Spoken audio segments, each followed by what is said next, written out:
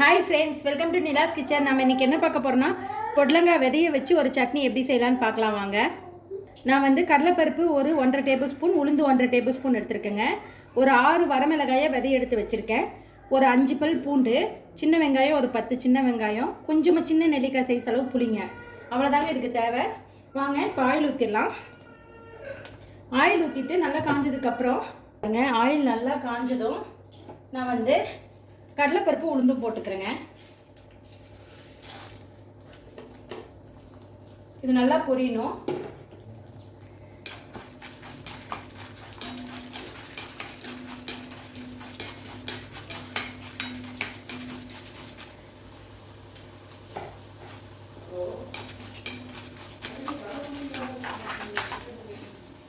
கடலைப்பருப்பு வந்து முக்காப்பதான் பொரிஞ்சிருச்சு. இப்போ இந்த ஸ்டேஜில் கருவேப்பிலையும் வரமிளகாயும் போட்டுக்கிறேன்.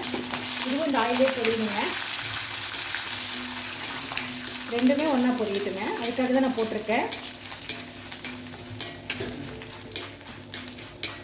இந்த அளவுக்கு நல்லா பொரிஞ்சு வரணும் பாருங்கள். இப்படி நம்ம செய்யும்போது சவுண்டு வருது பார்த்தீங்களா, அந்தளவுக்கு கடலைப்பருப்பு உளுந்து பொரியணுங்க ஆயிலையே. இப்போது நம்ம இதை எடுத்துக்கலாம். நான் வேறு ஒரு தட்டுக்கு மாற்றிக்கிறேன்.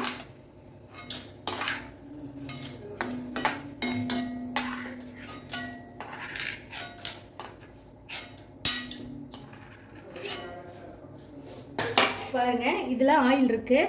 கூட சீரகம் ஒரு 1/2 ஸ்பூன் நான் போட்டுக்கிறேங்க. ரொம்ப நிறையா வேணால் ஓரளவுக்கு போட்டிங்கன்னா போதும். இப்போ நான் எடுத்து வச்சுருக்க பூண்டு, சின்ன வெங்காயம், கொஞ்சமாக பெருங்காயத்தூள் இதெல்லாம் போட்டு நல்லா வதக்கிக்கோங்க ஆயிலில்.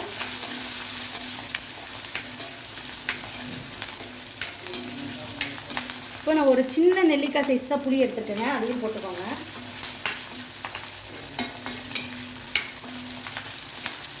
இது வதங்கும் போதே நான் பொடலங்காய் விதை வந்து ஒரு பெரிய பொடலங்காயாக ஒரு பொடலங்காய் விதையை எடுத்துருக்கேங்க. அதையும் இந்த ஆனியன்லேயே போட்டு வதக்கலாம். நல்லா வதங்கணும்.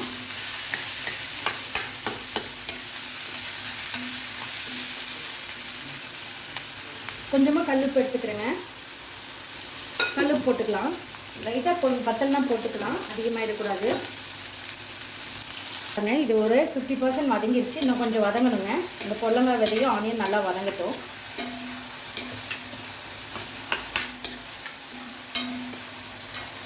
ஆனியனும் அந்த பொடலங்காய் விதையும் நல்லா டீப்பாக ஃப்ரை ஆகிடுச்சு. அவ்வளோதான். ஆஃப் பண்ணோடனே ஆற வச்சு ஆல்ரெடி நம்ம அந்த வறுத்து இல்லைங்க, அதை அரைச்சி வச்சுருக்கேன். இது கூடவே இதையும் போட்டு அரைச்சிக்கணுங்க.